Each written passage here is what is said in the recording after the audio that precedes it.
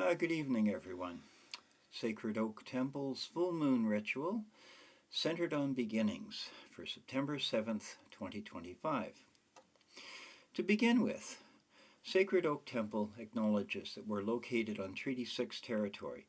This is the traditional lands of the Cree, the Dene, the Blackfoot, Saulteaux, and Nakota Sioux, as well as the Métis peoples.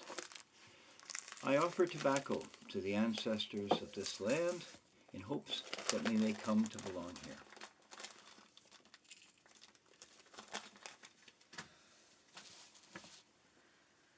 I am strong like a mountain. I am deep like the sea. I am wild like the wind. And I am rooted in this place like a tree. Breathe. Breathe.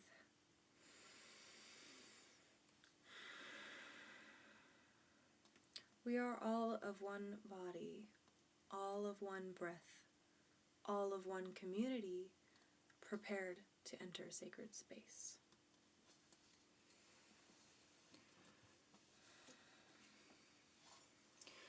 This is a place that is not a place, in a time that is not a time, halfway between the worlds of gods and mortals. This is a place that is all places, a time in eternity where gods and mortals come together. And this is a place that is our home, a time in our lives where we can be greater than we thought.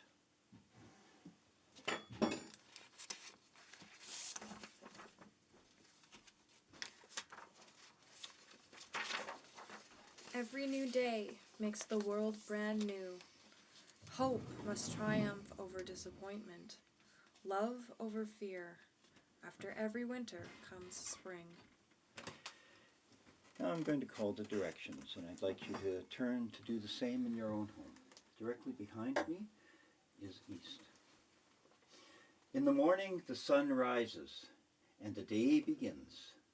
We do not see the air because we're creatures of air. The air carries our intentions and supports our life. I call the east so that air will continue to fill our lungs, so that our eyes will see clearly. Breathe and welcome the air. At noon we see clearly where we are and where we are going. Fire transforms matter by destroying some parts and reshaping and remaking others. It is the conscious reshaping of reality that we seek when we play with fire. I call to the south so that fire will burn to keep us warm, and that we will have the courage to do what must be done. Welcome, fire. Welcome. In the evening, the sun sets, and we can think about the day, and the foundations are laid for the next day's journey. When we feel, we connect with the energy of water. We can move our emotions and draw from them and return energy to them, like flowing water which enters the ocean and returns as rain. I call the west so that we will have water to drink and so that we will be able to love one another. Welcome, water. Welcome.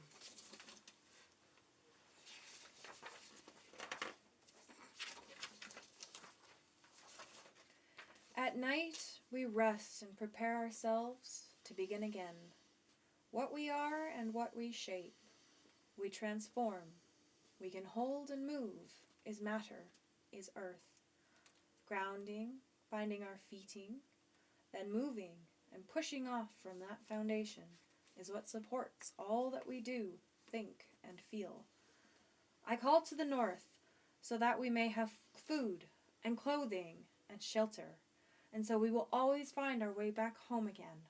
Welcome, Earth. Welcome, Earth. Every ending is a new beginning, and every harvest is an opportunity to move forward.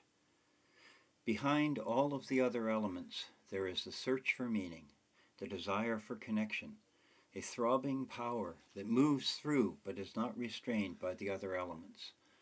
This movement toward purpose and meaning is the element of spirit. This is where we are, without artifice. Here where our four directions meet, in a place that is all places, and no place at all. We have gathered here, simply, to greet the gods, and be with our fellows, here on Mother Earth. Blessed are we who have come together, blessed with life and friends and family. The Spirit calls to us to open our eyes and our hearts, to move us to act directly in our actions. Let's think about new beginnings now. Here at the change of the season, although people usually think about that sort of thing in the spring, whatever you can do or dream you can, begin it. Boldness has genius and power and magic in it. Before we are committing to a new direction, we will hesitate, find reasons to draw back, to be ineffective. When we take the initiative and create, then the universe moves too. Help appears, events come about, unforeseen cooperation and material assistance, which you could not expect. We can always start again. We can always see the world with new eyes and say yes to challenges. And best of all, what we have accomplished, what we've gathered up together, what we plan to do, does not get swept away when we begin again. We can take those things we've done and build new things that include them. We can remake old fabric into new clothing and sing old songs accompanied by new instruments. Now, as we are near the end of a season of growth, the birds are gathering, preparing to migrate, the crab apples are maturing, and the Saskatoon berries ripen. This is a good time to think about what begins for us, going into the autumn. For those of us with children in school, or who are teaching or students ourselves, it's a new school year. New clothing, new classes, new people in our lives. Not quite time for harvest, but most of the work tending the fields is over. What we sometimes forget is that our beginnings are beginnings with other people as well. A baby brings a life, but their beginnings transform two people from a couple into parents. A child leaving home begins their adult journey while their parents renew their lives. Transformation happens throughout our lives. And beginnings shape the whole. Beginning with hope fills our journey with hope. Beginning with trusted companions builds a community full of support. What is beginning for you? What will you be putting aside while you move into the autumn and the winter? And who will be coming on that journey with you?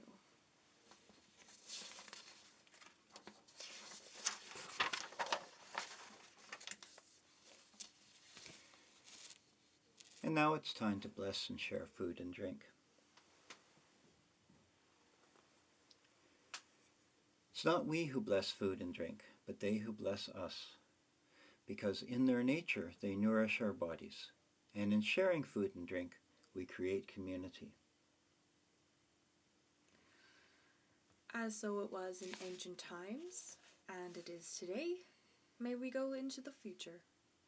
As we share food and drink together, we assume an obligation to each other and an obligation to the larger communities in which we live, to help each other out, to express love, to be open to being loved.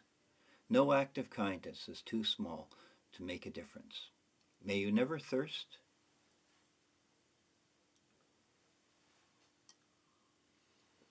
May you never thirst. And may you never hunger.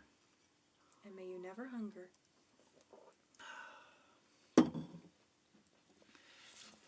Share food and drink with us and with whoever's in your circle at home, and offer some to the gods.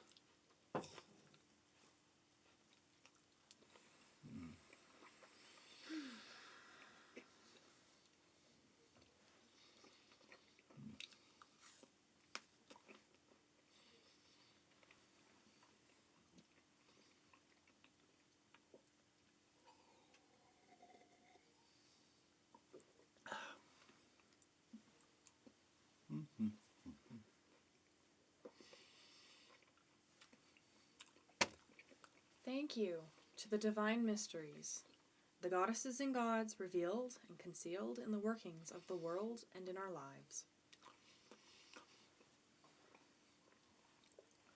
May those who share the world of the spirits with us be blessed.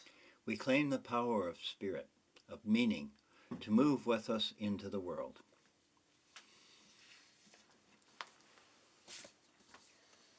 This is our home.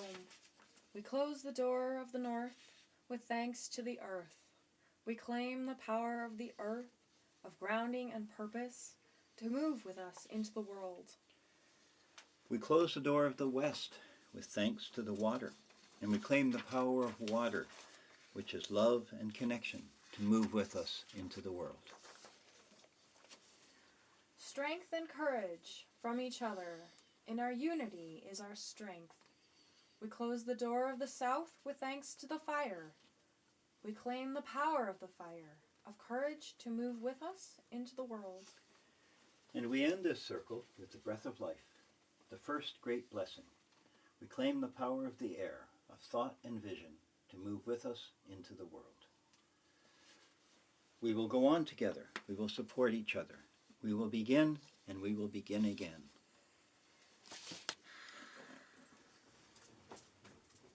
Take a breath. Hold it and release. And again.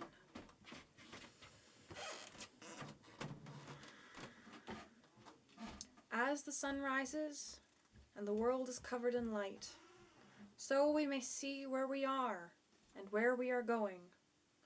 In the same way, the heart, the mind, and the soul are open as we reach for the light of understanding, as we connect to the infinite reflected in each other.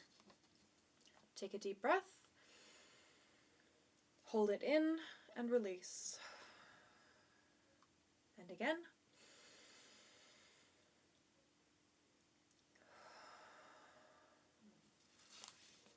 The circle is open, yet unbroken. Merry meet, merry part, and merry meet again. Next temple rite will be on the new moon in the harvest home on September 21st at 7 p.m. We'll see you then.